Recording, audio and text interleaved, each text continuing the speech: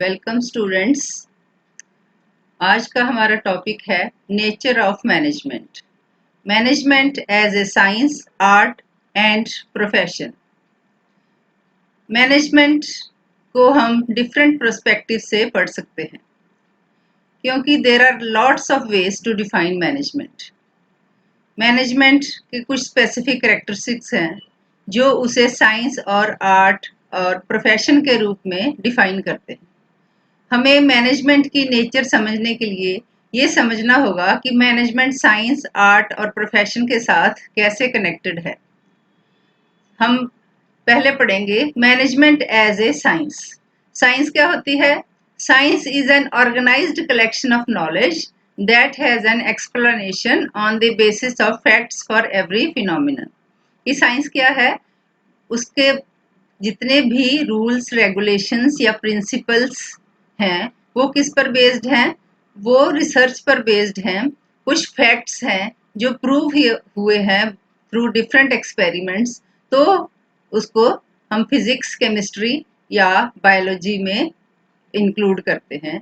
कि साइंस ये कहती है कि ये जो एक्सपेरिमेंट्स हैं दे आर प्रूवन एक्सपेरिमेंट्स, और वो एक्सपेरिमेंट्स को हम स्टडी भी कर सकते हैं और उसको फिर से जो है एक्सपेरिमेंट करके प्रूव कर सकते हैं कि हाँ, जो साइंस कह रही है, केमिस्ट्री जो कह रही है कि ये केमिकल रिएक्शन होता है, ये और ये जो केमिकल्स हम मिलाएं तो इसका रिजल्ट ये निकलता है। तो इस तरह जो है हम साइंस को प्रूव कर सकते हैं। मैनेजमेंट जो है उसको भी ये डिफाइन किया गया है कि मैनेजमेंट एक साइंस है, क्योंकि मैनेजमेंट में भी कुछ जो करेक्टरिस्टिक्स हैं वो साइंस के हैं। उसमें नंबर 1 आता है सिस्टमैटिक बॉडी ऑफ नॉलेज। जो मैनेजमेंट है उसके जितने भी प्रिंसिपल्स ऑफ मैनेजमेंट जो आपने पहले पढ़े होंगे, तो उसमें हमने 14 प्रिंसिपल्स ऑफ मैनेजमेंट पढ़े थे। तो उसमें क्या था कि वो सारे जो प्रिंसिपल्स हैं they are based upon the scientific methods of study. कि जिस तरह फिजिक्स, केमिस्ट्री या मैथमेटिक्स में जितने भी हम एक्सपेरिमेंट्स के बाद रूल्स जो है डिफाइन करते हैं, उसी तरह जो मैनेजमेंट है उसके जितने भी प्रिंसिपल्स हैं वो भी साइंटिफिक वे से प्रूव किए गए हैं। तो इसलिए हम कहते हैं कि जो मैनेजमेंट है वही सिस्टमैटिक बॉडी ऑफ नॉलेज है। सेकंड है based on observations and experiments. जिस तरह साइंस जो है वो भी प्रिंसिपल्स और टेस्टेड थ्योरीज पे बेस्ड होती है, इसी तरह जो मैनेजमेंट के प्रिंसिपल्स हैं वो भी डिफरेंट थ्योरीज जो डिफरेंट ऑर्गेनाइजेशंस में बार बार एक्सपेरिमेंट की गई हैं, उनको लागू करके देखा गया है कि वाकई ये पॉसिबल है कि नहीं। जैसे universality of principle of management, ये हम पढ़ते हैं कि principle of management is universally applicable. इसका क्या मीनिंग है? कि वो किसी भी ऑर्गेनाइजेशन में अप्लाई हो सकता है, चाहे कोई भी ऑर्गेनाइजेशन हो, वहां पर यूनिवर्सली एप्लीकेबल है, हर जगह वो अप्लाई हो सकता है। तो ये क्या है? It is based upon the organisation. अलग अलग ऑर्गेनाइजेशन में इसको अप्लाई करके देखा गया है, तो फिर इसको फाइनल किया गया है कि हाँ, ये एक यूनिवर्सली एप्लीकेबल प्रिंसिपल है कि मैनेजमेंट करने का तरीका जो है हर जगह एक जैसा तो नहीं कह सकते, पर वो यूनिवर्सली एप्लीकेबल है। जो हमारे प्रिंसिपल्स हैं वो यूनिवर्सली एप्लीकेबल है। थर्ड है फ्यूचर इवेंट्स आर प्रिडिक्टेड। जैसे साइंस में जब मैंने अभी आपको एग्जांपल बताया था कि हम दो केमिकल्स को आपस में मिलाते हैं तो हमें पता है कि अब इसका रिएक्शन क्या होगा, क्योंकि ये पहले ही स्टडी करके, एक्सपेरिमेंट करके प्रूव किया जा चुका है। तो इसी तरह जो मैनेजमेंट है उसमें भी जब हम मार्केट की कंडीशंस को स्टडी करते हैं तो उससे हमें पता चल जाता है कि आगे हमारे मार्केट का फ्यूचर क्या होगा। तो इसलिए हम कह सकते हैं कि ये भी एक साइंस है। यूनिवर्सैलिटी ऑफ प्रिंसिपल्स, अभी मैंने आपको बताया था कि जिस तरह साइंस के प्रिंसिपल्स, चाहे वो फिजिक्स हो चाहे वो केमिस्ट्री हो, वो हर जगह एक जैसा ही एप्लीकेबल होते हैं। चाहे हमारे देश में अगर हम वही एक्सपेरिमेंट करें या किसी और देश में वही एक्सपेरिमेंट हो, तो उसका रिजल्ट जो है वो सेम ही आएगा। इसी तरह जो है मैनेजमेंट के जो प्रिंसिपल्स हैं वो भी, चाहे हम इस इंडिया में किसी ऑर्गेनाइजेशन में अप्लाई करें, चाहे हम कनाडा में किसी ऑर्गेनाइजेशन में अप्लाई करें, तो वो उनका रिजल्ट जो है सेम ही आएगा। तो इसीलिए हम कह सकते हैं कि इसके जो प्रिंसिपल्स हैं वो यूनिवर्सली एप्लीकेबल हैं। Verifiability of principles. Verifiability of principle का क्या मतलब है कि मैनेजमेंट के प्रिंसिपल्स जो हैं, तो नेचुरल साइंस की तरह इसके प्रिंसिपल्स को भी हम वेरीफाई कर सकते हैं। जैसे सपोज हमने ये देखना हो कि जो वर्कर्स हैं, अगर उनको हम बोर्ड ऑफ कंपनीज में उनके रिप्रेजेंटेटिव्स को ऐड करें तो उसका क्या असर होता है। तो उसमें ये वेरीफाई किया जा चुका है कि अगर हम किसी वर्कर्स के रिप्रेजेंटेटिव को हम अपने बोर्ड ऑफ डायरेक्टर्स में ऐड करें तो उसमें ये वेरीफाई हुआ है कि जो वर्कर्स हैं वो ये फील करते हैं कि हमारा भी मैनेजमेंट में हिस्सेदारी है, तो इसलिए जो है वो सेटिस्फाइड होते हैं और वो अपने आप को ऑर्गेनाइजेशन के साथ कनेक्टेड फील करते हैं। तो उससे क्या होगा कि ये वेरीफाई किया जा चुका है कि जहाँ पर वर्कर्स जो हैं सेटिस्फाइड हैं, उनको लगता है कि हम भी पार्ट ऑफ मैनेजमेंट हैं, तो वहाँ ज़्यादा एफिशिएंटली काम हुआ है और कंपनी की लेवल ऑफ प्रोडक्शन में बढ़ोतरी हुई है। नेक्स्ट है कि मैनेजमेंट एज एन आर्ट। ये भी कहा जाता है कि मैनेजमेंट इसकी नेचर में ये भी आता है कि मैनेजमेंट क्या है, वो एक आर्ट है। आर्ट क्या होता है? Art is the ability of a person to use information and skills in order to get desired results. कि जो भी किसी पर्सन के पास स्किल है, जो उसकी एबिलिटी है, उसके हिसाब से उसको यूज करके किस तरीके से वो उसको यूज करता है ताकि जैसा रिजल्ट वो चाहता है वैसा रिजल्ट वो हासिल कर सके। तो इसलिए जो है मैनेजमेंट को आर्ट कहा जाता है। और भी कई करेक्टरिस्टिक्स हैं जैसे पर्सनल स्किल ना, कि जो ये जो है मैनेजर की पर्सनल स्किल पे डिपेंड करता है कि वो मैनेजमेंट के जो रूल्स रेगुलेशंस या प्रिंसिपल्स हैं वो लागू कितने हद तक सक्सेसफुली कर पाता है, कि कितनी डिग्री है सक्सेस की, ये मैनेजर टू मैनेजर डिफरेंट करेगा according to his personal skills. Practical knowledge, art puts theoretical knowledge into practice. Art क्या होता है? आर्ट में जो हमने सुना है कि चलो जी हम गाने सुनते हैं, ठीक है, हर कोई सुनता है गाने, पर उसको गाता कौन है? जिसके पास प्रैक्टिकल नॉलेज है, जिसको सुरों का ज्ञान है ना, वही गानों को गा सकता है प्रॉपर तरीके से, है ना। तो इस तरह जो है जिस पर्सन को प्रैक्टिकल नॉलेज है वही जो मैनेजमेंट के फंक्शंस हैं, प्लानिंग, ऑर्गेनाइजिंग, डायरेक्टिंग, कंट्रोलिंग, उन सबको अच्छे तरीके से लागू कर सकता है। तो इसलिए मैनेजमेंट को हम आर्ट भी कहते हैं कि मैनेजमेंट जो है वो आर्ट है, क्योंकि हमने अपनी थ्योरेटिकल नॉलेज को प्रैक्टिकल नॉलेज के रूप में अपनाना है। नेक्स्ट है क्रिएटिव एक्टिविटी। क्रिएटिव एक्टिविटी कहते से है कि क्रिएटिविटी लानी है। क्रिएटिविटी क्या होती है? किसी भी को काम को करने का आप कोई नया ढंग निकालते हैं। तो मैनेजमेंट का जो काम है, मैनेजमेंट में जो मैनेजर है वो अपना काम क्रिएटिव तरीके से करते हैं। उनको पता होना चाहिए कि उन्होंने अपने एम्प्लॉयज को कैसे मोटिवेट करना है, कैसे कोऑर्डिनेट करते हैं, ताकि जो एम्प्लॉयज हैं वो अपनी रिस्पॉन्सिबिलिटी समझें और प्रोडक्शन को बढ़ाने में साथ दें किसी भी मैनेजर का। तो ये किस पर डिपेंड करता है? ये मैनेजर के स्किल पे डिपेंड करता है, उसके क्रिएटिविटी का जो स्किल है। तो इसीलिए भी हम कहते हैं कि मैनेजमेंट जो है एक आर्ट है। रिजल्ट ओरिएंटेड अप्रोच, ये स्किल ऑफ द मैनेजर पे डिपेंड करता है कि मैनेजर जो है वो मैन, मनी और मटेरियल को कैसे इकट्ठा करता है, कैसे उसको एक जगह लेकर आता है, ताकि जो है ऑर्गेनाइजेशन के जो भी गोल सेट किए गए हों उन गोल्स को कैसे अचीव करता है।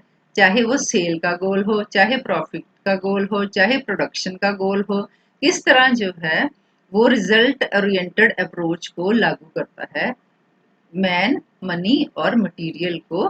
तो इसलिए ये क्या है, ये भी रेगुलर प्रैक्टिस है। अगर एक बार मैनेजर अपने एम्प्लॉयज को इंस्ट्रक्शन दे दे और उसके बाद उसको फॉलो ना करें तो फिर क्या होगा कि मैं जो एम्प्लॉयज हैं वो सोचेंगे कि मैनेजर ने कौन सा आना है हमें चेक करने के लिए, तो वो अपने काम में इनएफिशिएंट हो जाएंगे। तो इसलिए जो है इसकी रेगुलर प्रैक्टिस की जरूरी है। और जो मैनेजर है जितना ज़्यादा अपना काम करेगा, जितना ज़्यादा अपने वर्कर्स को कोऑर्डिनेट करने की कोशिश करेगा, उनसे उनके काम में पार्टिसिपेट होगा, तो इतना ही उसकी अपनी भी जो है स्किल बढ़ेगी।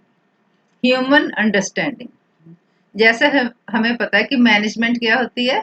Management is the art of getting things done through others. ये आर्ट है ना, कि हमने लोगों से काम कैसे करवाना है। तो इसके करवाने के लिए क्या है कि जो मैनेजर्स है उसमें ये स्किल होनी चाहिए कि वो दूसरों को अंडरस्टैंड कर सके।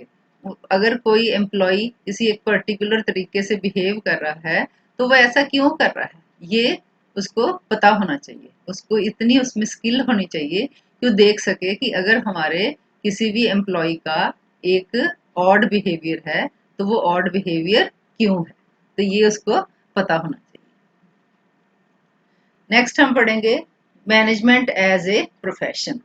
प्रोफेशन क्या होता है? A profession is a type of occupation in which a person renders service after acquiring expertise in a particular field. Profession क्या होता है कि कोई भी पर्सन जब किसी भी पर्टिकुलर फील्ड में पूरी ट्रेनिंग लेकर पूरी डिग्री हासिल करके एक्सपर्ट होके जब अपने ऑक्यूपेशन को ज्वाइन करता है तो उसको हम कहते हैं प्रोफेशन।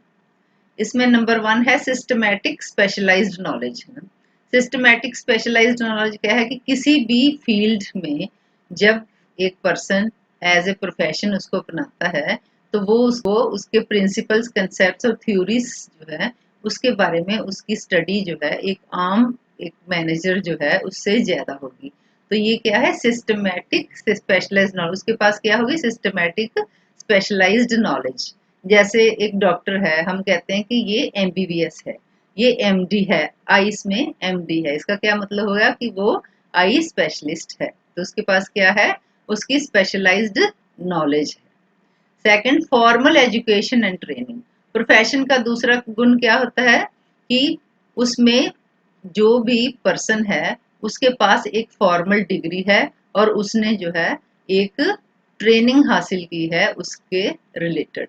जैसे हमारे एमबीए का कोर्स, बीबीए का कोर्स है, डिफरेंट इंस्टीट्यूट्स जो है उसमें स्टार्ट किया गया है मैनेजमेंट एजुकेशन के लिए। तो जो पर्सन है वो क्या होता है? स्टूडेंट एमबीए और बीबीए डिग्री होल्डर क्या है? उसके पास एक फॉर्मल एजुकेशन है और उसके साथ रिलेटेड उसने पूरी ट्रेनिंग ली हुई है। तो प्रोफेशन में यही होता है कि वो पर्सन जो है फुल्ली एजुकेटेड है अपने फील्ड का और उस पूरा ट्रेंड है। Professional association. और प्रोफेशन की क्या क्वालिटी है कि जो प्रोफेशनल होता है किसी ना किसी संस्था के अंडर वो रिकॉग्नाइज्ड होते हैं। जैसे chartered accountants, association of chartered accountants में रजिस्टर्ड हैं। जैसे एडवोकेट्स होते हैं वो बार काउंसिल ऑफ इंडिया में रजिस्टर्ड है। तो इस तरह जो भी एक प्रोफेशन ज्वाइन करता है एज ए मैनेजर, जैसे प्रोडक्शन मैनेजर है, सेल्स मैनेजर है या सीए है, तो उन्होंने क्या किया हुआ है? वो एक प्रोफेशनल एसोसिएशन के मेंबर होते हैं। Ethical code of conduct. Next क्या है कि प्रोफेशन की और क्या क्वालिटी है कि every profession has its ethical code of conduct. कि जो प्रोफेशनल्स हैं उन्होंने अपने क्लाइंट्स के साथ कैसे डील करना है, उनका एक प्रोफेशन का अपना एक एथिकल कोड होता है। कि जैसे डॉक्टर्स हैं, डॉक्टर्स का एथिकल कोड क्या है? सेवा भाव जो है ये उनका एथिकल कोड है कि जब भी डॉक्टर्स को शपथ दिलाई जाती है तो वो शपथ लेते हैं कि हम सोसाइटी की सर्विस करेंगे। इसी तरह हर एक प्रोफेशन में एथिकल कोड ऑफ कंडक्ट होता है तो उसको प्रोफेशनल्स को फॉलो करना पड़ता है। Service motive. मैनेजर्स का जो और रिस्पॉन्सिबिलिटी क्या होती है? सिर्फ एम्प्लॉयर के प्रति उनकी रिस्पॉन्सिबिलिटी नहीं होती, उनको कस्टमर्स के इंटरेस्ट का भी ध्यान रखना पड़ता है, सप्लायर्स के इंटरेस्ट का भी ध्यान रखना पड़ता है, वर्कर्स के ध्यान के इंटरेस्ट का भी ध्यान रखना पड़ता है। Managers are not responsible to employers only. ये क्या है कि मैनेजर जो हैं वो सिर्फ एम्प्लॉयर्स के प्रति जिम्मेवार नहीं हैं, वो सोसाइटी के प्रति भी जिम्मेवार हैं। उन्हें ऐसा प्रोडक्ट प्रोड्यूस करना पड़ेगा जो एनवायरनमेंट फ्रेंडली हो, जो कस्टमर्स को नुकसान ना पहुंचाए, उनके हितों का ध्यान रखे और सप्लायर्स के हितों का ध्यान रखे। नेक्स्ट है रिस्ट्रिक्टेड एंट्री। प्रोफेशन में और क्या होता है कि इसके लिए कुछ क्वालिफिकेशंस होती हैं, तो फिर इसमें प्रोफेशन में हर एक पर्सन उसमें एंट्री नहीं ले सकता। सपोज किसी ने MBBS में एडमिशन लेनी है तो उसको जो कंडीशंस है कि उसको टेस्ट क्लियर करना पड़ेगा, उसको बायोलॉजी पढ़ी होनी चाहिए, फिजिक्स केमिस्ट्री पढ़ी होनी चाहिए +2 में, ये एक कंडीशन है। ऐसे CA अगर किसी ने करनी है उसकी कंडीशंस है, ICWO किसी ने डिग्री हासिल करनी है तो उसकी अपनी कंडीशंस हैं।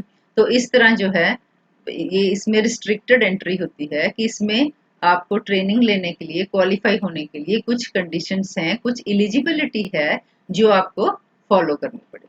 तो इस तरह जो है ये हमने तीनों डिस्कस किए कि मैनेजमेंट की नेचर क्या है, कि मैनेजमेंट एज ए प्रोफेशन भी माना जाता है, एज आर्ट भी माना जाता है और एज स्किल भी माना जाता है। तो हम अब कंक्लूजन क्या निकालें कि नेचर ऑफ मैनेजमेंट क्या है, इज मैनेजमेंट साइंस, आर्ट और प्रोफेशन। तो कंक्लूजन यही निकलता है कि management is mixture of science, art and profession. एक मैनेजर को सक्सेसफुल होने के लिए साइंस और आर्ट को अप्लाई करना पड़ेगा। ये इसका कंक्लूजन है कि manager to be successful in his profession must acquire knowledge of science and the art of applying it. कि जो उसने साइंस की स्टडी की है, जो उसने अपने प्रोफेशन में स्टडी किया है, उसको किस तरीके से, क्या आर्ट है उसमें, कैसे वह अप्लाई करता है, तो ये नेचर में आता है। तो हम यही कह सकते हैं कि मैनेजमेंट जो है it is mixture of science, art and profession. आज के लिए स्टूडेंट्स बस इतना ही, मिलते हैं मेरी नेक्स्ट वीडियो में। Thank you.